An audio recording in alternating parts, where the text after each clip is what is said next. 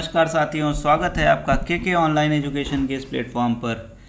दोस्तों, जैसा कि हम अपने इस प्लेटफॉर्म के माध्यम से एक निःशुल्क रूप में पूरी तरीके से अपने साथियों को एक तैयारी का अवसर प्रोवाइड कर रहे हैं सिविल सर्विसेज के लिए, विभिन्न प्रकार के कॉम्पिटिटिव एग्ज़ाम्स के लिए, और उसके इस उद्देश्य की प्राप्ति के लिए हम यहाँ पे history, art and culture, geography, polity, Indian economy सभी सब्जेक्ट्स का अध्ययन कर रहे हैं। अपनी इसी श्रृंखला को हम आज आगे बढ़ा रहे हैं और आज हम बात करने जा रहे हैं वर्ल्ड ज्योग्राफी की। और वर्ल्ड ज्योग्राफी में हम अपने पिछले पार्ट में नॉर्थ अमेरिका के बारे में कर रहे थे, उसी को आज हम थोड़ा सा और आगे बढ़ाएंगे और हम आज जानेंगे कि नॉर्थ अमेरिका के जो प्रमुख कुछ शहर हैं उनके बारे में हम देखते हैं।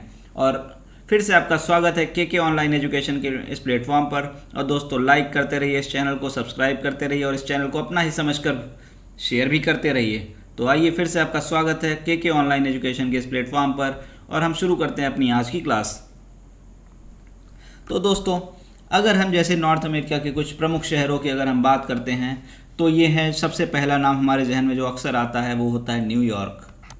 वो होता है New York.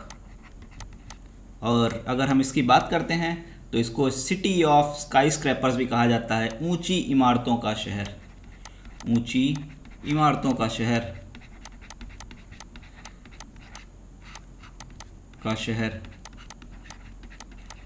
City of sky scrapers.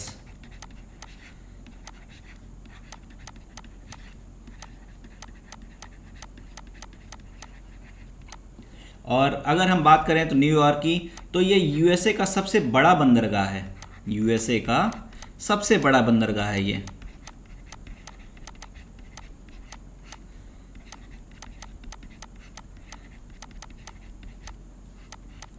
सबसे बड़ा बंदरगाह है ये यूएसए का। और यूएसए की आर्थिक राजधानी भी कहा जाता है इसे। यूएसए की आर्थिक राजधानी है ये, इकोनॉमिकल कैपिटल, जैसे हमारे यहाँ मुंबई को कह सकते हैं आर्थिक राजधानी। ये printing press, readymade clothes, meat processing industry के लिए फेमस है। प्रिंटिंग प्रेस, रेडीमेड क्लॉथ्स,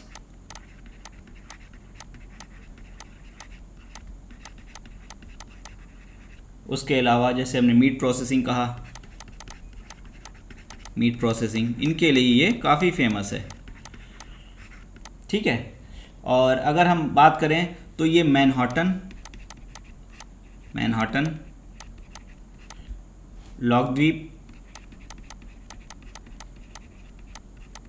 और स्टार्टन द्वीप, इन तीनों पर अवस्थित है। इस तरीके से कह सकते हैं, इनसे घिरा हुआ अवस्थित है, इन तीनों द्वीप पर अवस्थित है ये, तीनों द्वीप में। ठीक है।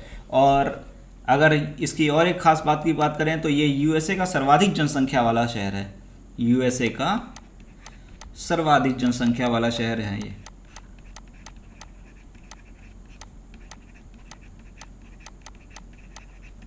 सर्वाधिक जनसंख्या का शहर है। और यूएन का मुख्यालय की अगर हम बात करते हैं वो भी है, संयुक्त राष्ट्र का मुख्यालय न्यूयॉर्क में ही है। संयुक्त राष्ट्र का मुख्यालय यहाँ पर है। ठीक है। चलिए आगे बढ़ते हैं और एक और प्रमुख शहर के बारे में बात करते हैं, वो है शिकागो।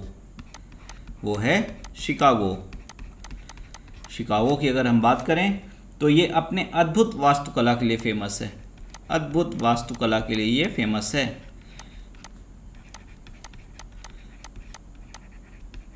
अद्भुत वास्तुकला के लिए प्रसिद्ध।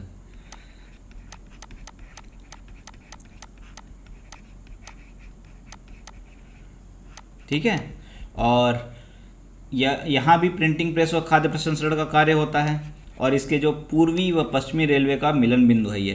पूर्वी व पश्चिमी रेलवे का मिलन बिंदु है ये।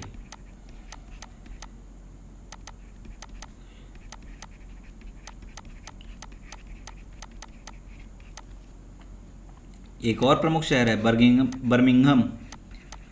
यहाँ पे अभी ओलंपिक के बाद में एक खेल भी होने वाला है। बर्मिंघम अमेरिका के अलगामा राज्य में है ये। यूएसए के अलगामा राज्य में है ये।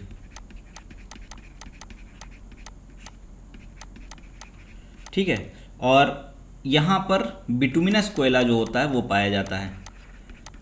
बिटुमिनस कोयला का डिपॉजिट यहाँ पर पाया जाता है। यहाँ पे बिटुमिनस कोयला का डिपॉजिट पाया जाता है। ठीक है, चलिए आगे बढ़ते हैं हम और बात करते हैं अब लॉस एंजल्स की। लॉस एंजल्स की बात करते हैं अब हम।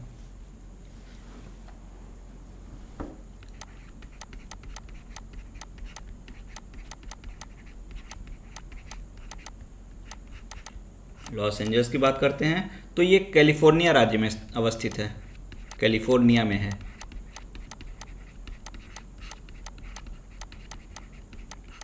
और अमेरिका का न्यूयॉर्क के बाद में दूसरा सबसे पॉपुलेटेड शहर है, दूसरा जनसंख्या में।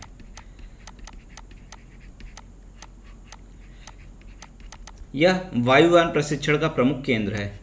यह वायुयान प्रशिक्षण का प्रमुख केंद्र है।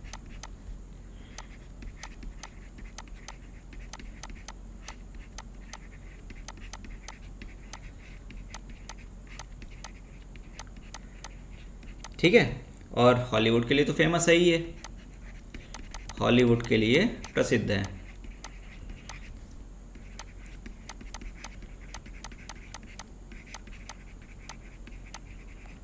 उसके बाद में एक और प्रमुख शहर है सिएटल। हॉलीवुड मूवी देखते होंगे तो इन शहरों के अक्सर नाम आते हैं। तो अगर हम इसकी बात करें तो यह प्रशांत महासागर के तट पर स्थित है। कहाँ स्थित है? प्रशांत महासागर के तट पर, प्रशांत महासागर के तट पर है ये। ठीक है, और इसकी यह अगर कहें तो ये वॉशिंगटन और कनाडा के पास में पड़ता है और ये वायुयान उद्योग के लिए प्रसिद्ध है काफ़ी। वायुयान, यहाँ पे प्रशिक्षण है, यहाँ पे उद्योग है, वायुयान उद्योग के लिए प्रसिद्ध है ये। ठीक, उसके बाद में अगर हम एक और बात करते हैं मेक्सिको सिटी की, काफ़ी नाम आता है इसका, मेक्सिको सिटी, मेक्सिको सिटी की। तो ये मेक्सिको की राजधानी है, मेक्सिको की राजधानी है ये।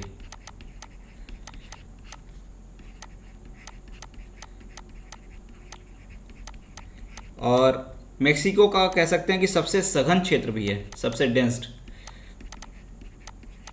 से सघन क्षेत्र मेक्सिको का। ठीक है, और मेक्सिको की घाटी कह सकते हैं इसको, और सबसे बड़ा वित्तीय केंद्र वहाँ के लिए मेक्सिको की घाटी, और महत्वपूर्ण वित्तीय केंद्र, महत्वपूर्ण वित्तीय केंद्र।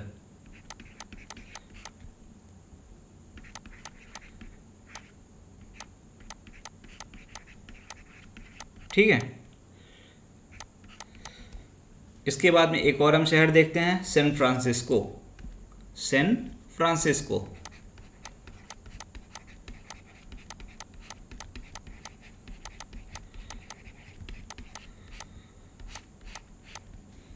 तो अगर हम बात करें तो यह भूमध्य सागरीय जलवायु का प्रदेश है।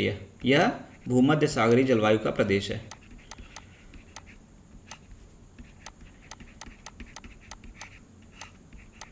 जलवायु का प्रदेश है, और इसका अर्थ होता है कि यहाँ पर क्या है कि विंटर वेट होते हैं, जो सर्दियाँ होती हैं वो आर्द्र होती हैं, विंटर आर्द्र होते हैं, वेट होते हैं, और समर जो होते हैं वो शुष्क होते हैं, ड्राई होते हैं। समर शुष्क होते हैं, आर्द्र होते हैं। ठीक है, उसके बाद में एक और बहुत इम्पोर्टेंट शहर है, वो है होनोलुलु। यह हवाई द्वीप की राजधानी है, हवाई द्वीप की राजधानी है, यह की राजधानी है। और ये हवाई द्वीप के ओआऊ जो द्वीप है उस पर अवस्थित है। किस पर? ओआऊ। ठीक है, और पर्यटन की दृष्टि से काफ़ी प्रसिद्ध है, पर्यटन दृष्टि से काफ़ी प्रसिद्ध है। ठीक है, और इसको अगर होनोलुलु की अगर हम बात करें तो होनोलुलु को प्रशांत महासागर का चौराहा भी कहा जाता है या क्रॉस रोड भी कहा जाता है। प्रशांत महासागर का क्रॉस रोड,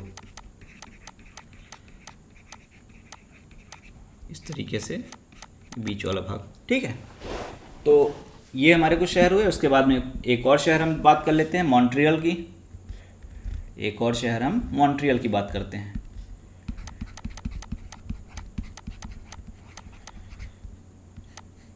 तो अगर हम इसकी बात करते हैं तो ये कनाडा के क्यूबेक राज्य में है। कनाडा के क्यूबेक राज्य में अवस्थित है, क्यूबेक। और कनाडा नेशनल रेलवे का मुख्यालय यहीं पर है। कनाडा नेशनल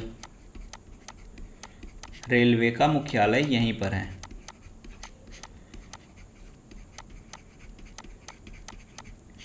जहाज निर्माण इंजीनियरिंग सामान के लिए प्रसिद्ध है ये। जहाज निर्माण के लिए इंजीनियरिंग संसाधनों इन सामानों के लिए प्रसिद्ध है।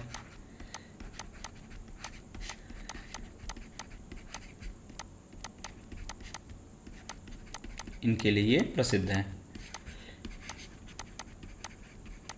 ठीक है, तो ये कुछ शहर हो गए जो अक्सर नाम हम सुनते रहते हैं, उनके बारे में कुछ की पॉइंट्स थे।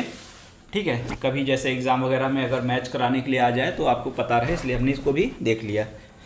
अब हम थोड़ा सा यूएसए के बारे में बात करते हैं, particular United states of America, संयुक्त राज्य अमेरिका के बारे में थोड़ा सा बात करते हैं अगर।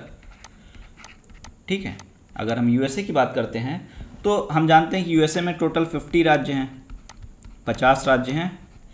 ठीक है, और इसका इंडिपेंडेंस डे आप जानते ही हैं 4 जुलाई को पड़ता है, और आज़ाद कब हुआ था? 1776 को।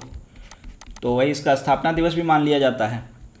अगर हम इसकी जनसंख्या की बात करते हैं तो जनसंख्या दृष्टि से ये थर्ड है, इंडिया और चाइना को तो पीछे कर ही नहीं सकता। क्षेत्रफल की दृष्टि से अगर हम देखें इसको, क्षेत्रफल की दृष्टि से कहें और इसके सारे क्षेत्रों को अगर हम मिला लेते हैं तो ये थर्ड लार्जेस्ट हो जाता है। जितने इसके क्वार्ड प्लेसेस हैं उनको अगर हम मिला लें तो ये थर्ड है। ठीक है, और अगर हम यूएसए के कुछ भौतिक लक्षणों को देखें, भौतिक लक्षणों को अगर हम देखते हैं तो हम इसको 3 भागों में बांट सकते हैं, 3 पार्ट्स में हम बांट सकते हैं। जैसे कनाडा में देखा था वैसे ही यहाँ पे पश्चिमी कार्डिलेरा, जिसका कुछ भाग कनाडा में भी हमने देखा था, पश्चिमी कार्डिलेरा, मध्यवर्ती निम्न भूमि, मध्यवर्ती निम्न भूमियाँ,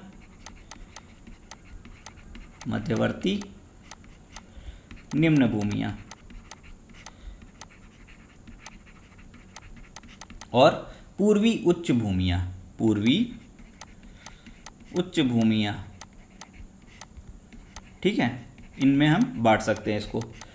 और थोड़ा सा अगर हम इनके अंदर के पॉइंट्स को भी देखना चाहें तो जैसे पश्चिमी कार्डिलेरा की अगर हम बात करते हैं तो इसके पास में तो अवस्थित कौन है? यहाँ पे रॉकी पर्वत है, हमने देखा था अपने फर्स्ट वाले पार्ट में। यहाँ पर क्या है? रॉकी पर्वत। और रॉकी पर्वत की अगर हम पश्चिम में बात करते हैं, रॉकी पर्वत के अगर हम पश्चिम में बात करते हैं तो वहाँ पे कास्केड श्रेणी है। क्या है? कास्केड श्रेणी, कास्केड श्रेणी है। ठीक, और अगर दक्षिण में अगर हम इसके बात करते हैं, ये कास्केड श्रेणी किस साइड में है? पश्चिम में है। और दक्षिण में अगर हम बात करें, अगर हम दक्षिण में बात करते हैं तो सियरा नेवादा श्रेणी है, सियरा नेवादा श्रेणी। ठीक है, ठीक, और इनमें अनेक घाटियों का विकास हुआ है, कई घाटियों का विकास हुआ है यहाँ। ठीक, जिनमें से कुछ है प्रमुख हैं जो कैलिफोर्निया की घाटी, कैलिफोर्निया की घाटी, और विलमाटे की घाटी, विलमाटे की घाटी, फ्यूजेक की घाटी,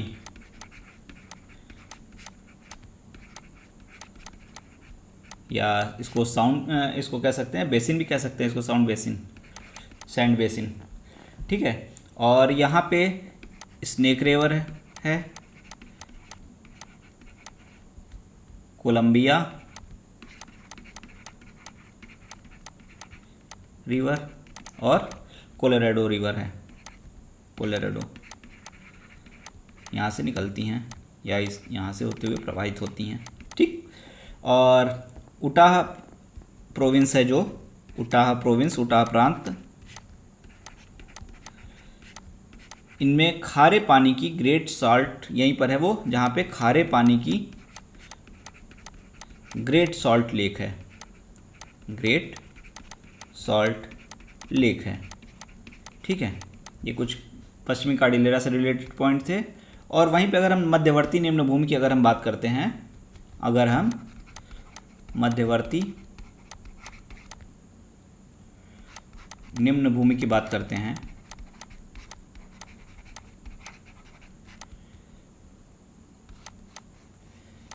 तो ये रॉकी पर्वत से जो नदियाँ निकलती हैं, जो रॉकी पर्वत से नदियाँ निकलती हैं, साथ ही जो पूर्वी उच्च भूमि है, जो पूर्वी उच्च भूमि है, वहाँ से जो नदियाँ निकलती हैं, इनसे जो नदियाँ निकलती हैं, ठीक है, उन नदियों के निकल से जो नदियाँ निकलती हैं उनसे के द्वारा इनका निर्माण हुआ है, इनका निर्माण में इनका बड़ा योगदान है, ठीक है। तो इस तरीके से अगर हम देखें तो यहाँ पर क्या है कि दो ओंचिता उच्च भूमि और ओजार्क पठार दो भागों में बटा हुआ है ये, ठीक है। ओंचिता उच्च भूमि और ओजार्क पठार में बटा हुआ है, ठीक है।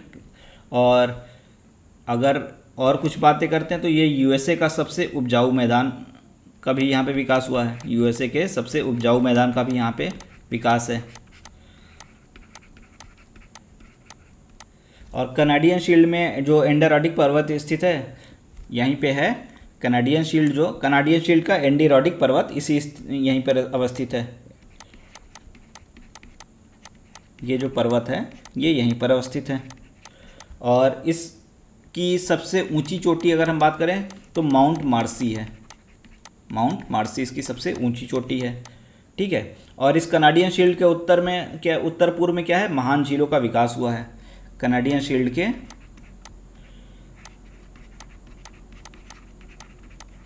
उत्तर पूर्व में महान झीलों का विकास हुआ है, ग्रेट लेक। और जिसमें से कौन सी नदी, कौन सी झील थी जो पूरे की पूरी यूएसए में थी, मिशिगन, जिसमें से मिशिगन कहाँ पे है, पूरी की पूरी कहाँ पे है, यूएसए में है, ठीक। इसके बाद में अगर हम बात करते हैं पूर्वी उच्च भूमि की, पूर्वी उच्च भूमि की, तो पूर्वी उच्च भूमि की अगर हम बात करें तो इसे अपलेशियन पर्वत का क्षेत्र भी कहते हैं, इसे अपलेशियन पर्वत का भी क्षेत्र कहते हैं, ठीक है। और इसके पूर्वी भाग में अगर कहा जाए तो पूर्वी भाग में तटीय मैदान है, पूर्वी भाग में तटीय मैदान है, और पश्चिमी भाग में मध्यवर्ती मैदान है, पश्चिमी भाग में मध्यवर्ती मैदान है।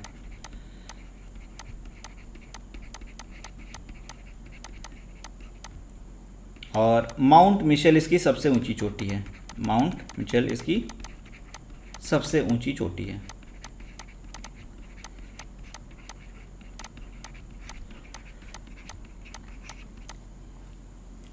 तो थोड़ा सा और आगे बढ़ते हैं और हम अब बात करते हैं थोड़ी सी वनस्पति की, जो यूएसए की जो वनस्पति वगैरह है या वेजिटेशन वगैरह है उसके बारे में अगर हम बात कर दें तो यूएसए में वनस्पति की अगर हम बात करते हैं, वेजिटेशन की बात अगर हम करते हैं तो यूएसए में Great Lakes and Western Cordillera जो है, वहाँ पर ग्रेट लेक जहाँ पर मिलते हैं, द ग्रेट लेक, और जो वेस्टर्न कॉर्डिलेरा है, पश्चिमी कॉर्डिलेरा, यहाँ पर शंकुधारी वन मिलते हैं। क्या मिलते हैं, शंकुधारी वन मिलते हैं, शंकुधारी वन मिलते हैं यहाँ पर, ठीक है। और जो उत्तरी पश्चिमी क्षेत्र है जहाँ पे डगलस, उत्तरी पश्चिमी क्षेत्र जो है, उत्तरी पश्चिमी क्षेत्र में डगलस फर और रोजवुड, इन ये वृक्ष पाए जाते हैं। ठीक है, ये वृक्ष पाए जाते हैं। और यहाँ पर अगर हम कहें तो यहाँ पे शंकुधारी और पर्णपाती वृक्षों का विकास हुआ है। ठीक है, शंकुधारी और पर्णपाती दोनों वृक्षों का विकास हुआ है। और साथ ही साथ यहाँ पर मध्यवर्ती भूमि में जो है वहाँ पर प्रेयरी घास का मैदान पाए जाते हैं, मतलब शीतोष्ण घास के मैदान पाए जाते हैं। शीतोष्ण घास के मैदान पाए जाते हैं, जिसको क्या कहते हैं, प्रेयरी का मैदान भी कहा जाता है, जिसको प्रेयरी का मैदान भी कहा जाता है। ठीक है, और उसके आगे थोड़ा सा और हम बढ़ते हैं। अगर हम इसकी जलवायु की बात कर लेते हैं, यहाँ की जलवायु की अगर हम बात करते हैं तो इसका देशांतरी विस्तार बहुत ज़्यादा है, बहुत ज़्यादा क्षेत्र में फैला हुआ है। इस तरह से अगर हम वैसे से बात करें इसको, ये तो काफ़ी ज़्यादा इसका एक रफ वे में अगर हम देखें तो इस तरीके से ये एक ऊपर में कनाडा हो जाता है, ये इस तरीके से फैला हुआ है। इधर में हमारा हम अटलांटिक ओशियन है, इधर हमारा प्रशांत ओशियन है। तो इसका जो देशांतरी विस्तार है काफ़ी अधिक है, देशांतरीय विस्तार अधिक है। ठीक है, तो इससे क्या है कि इसका जो बीच वाले पार्ट हैं वो तो महासागरों से काफ़ी दूर है ना, तो इनमें क्या पड़ता है, इन क्षेत्रों में महाद्वीपीय प्रभाव ज़्यादा देखने को मिलता है। इनमें महाद्वीपीय प्रभाव ज़्यादा देखने को मिलता है। ठीक है, और अगर महाद्वीपीय प्रभाव ज़्यादा देखने को मिलता है तो इसका अर्थ होता है कि ग्रीष्म जो होते हैं वो बहुत गर्म होंगे, और जो शीत ऋतु होगी वह बहुत ही शीतल होगी। ठीक है, ठंडियों में खूब ठंडी, गर्मियों में खूब गर्मी।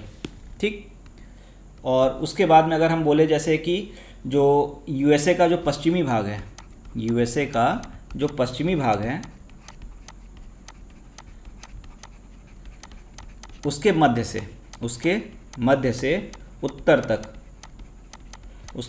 उत्तर तक पछुआ पौने चलती हैं, और इनसे क्या होता है, वर्ष भर फिर वर्षा होती है, वर्ष भर होती है। ठीक है, और उसके बाद में और हम थोड़ा सा बात करते हैं अगर, तो जो हवाई आइलैंड है, हवाई द्वीप है, यहाँ पर सागरीय जलवायु मिलती है, और तापमान ऑलमोस्ट सेम बना रहता है, समान तापमान बना रहता है। कैसा तापमान? समान तापमान। ठीक है, और अगर हम कैलिफोर्निया की बात करते हैं, कहाँ की? कैलिफोर्निया की, तो यहाँ पे भूमध्य सागरीय जलवायु मिलती है। किसकी क्या मिलता है? भूमध्य सागरीय जलवायु।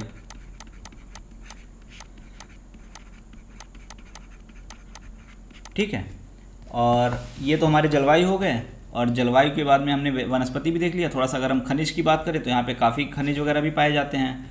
खनिजों की अगर हम बात करें तो यूएसए में लौ का क्षेत्र भी बहुत है, खनिज यहाँ पे बहुत मात्रा में पाया जाता है। लौ की बात करें तो सुपीरियर लेक का जो क्षेत्र है वहाँ पर मिलता है, सुपीरियर लेक का जो क्षेत्र है वहाँ पर मिलता है। मेसाबी के क्षेत्र में मिलता है, यहीं पर मेसाबी का क्षेत्र है जहाँ पर मिलता है। ठीक है, और मिशिगान का जो क्षेत्र है वो भी वहाँ पर भी मिलता है, मिशिगान क्षेत्र में भी मिलता है। ये सब आयरन ओर के लिए फेमस हैं। और अगर हम अपलेशियन क्षेत्र की बात करते हैं, तो यहाँ पर कोयला बहुत मिलता है, कोल बहुत मिलता है। ठीक है, और उसके बाद में अगर हम जैसे और हम बातें करते हैं अगर, तो बर्मिंघम, अगर हम और बात करें जैसे, तो बर्मिंघम जो उटाह राज्य में है, और जो बुट्टे, बर्मिंघम और एक है बुट्टे, इसको BUTTE। ठीक है, ये जो दोनों हैं ये कॉपर के लिए फेमस हैं, ये दोनों कॉपर के लिए फेमस हैं। और जो पिट्सबर्ग है, आपने अक्सर इसका नाम सुना होगा, पिट्सबर्ग। जो पिट्सबर्ग है इसको स्टील कैपिटल ऑफ वर्ल्ड के नाम से जाना जाता है। ठीक ठीक है, इसको स्टील कैपिटल ऑफ वर्ल्ड के नाम से जाना जाता है।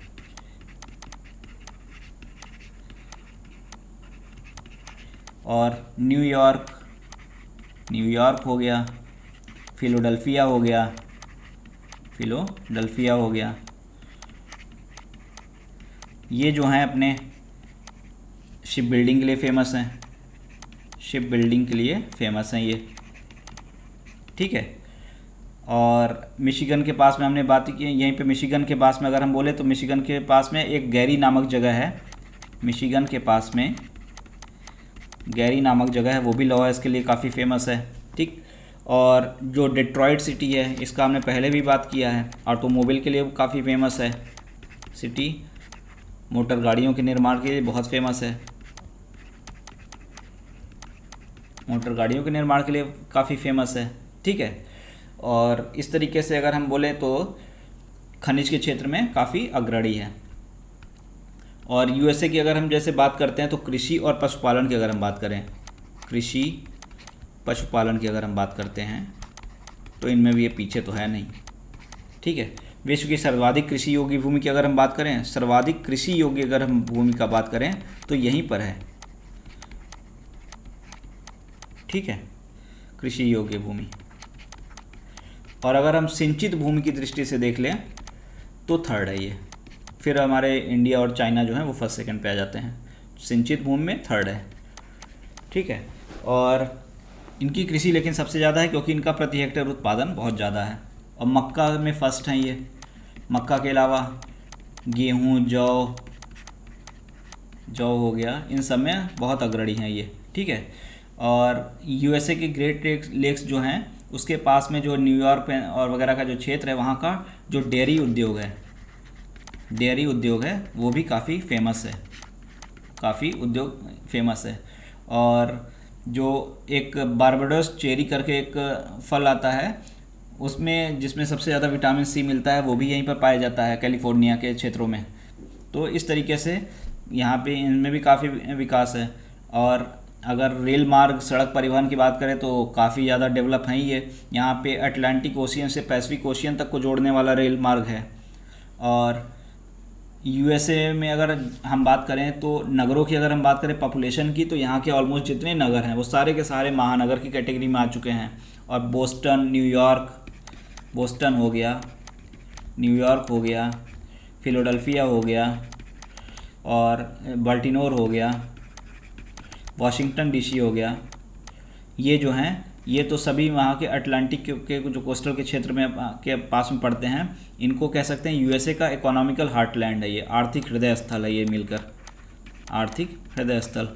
तो इतनी सारी बातें हमारी नॉर्थ अमेरिका के संबंध में सारी की सारी हो जाती हैं। नेक्स्ट पार्ट में हम साउथ अमेरिका के बारे में देखेंगे, ठीक है। तो उम्मीद है आपने सारी चीज़ें नोट कर ली होंगी, पहले के पार्ट भी देख लिए होंगे। लाइक ज़रूर करिएगा, सब्सक्राइब ज़रूर करिएगा, और चैनल को जितना हो सके उतना अपना ही चैनल समझ के फेमस करिए। Thank you.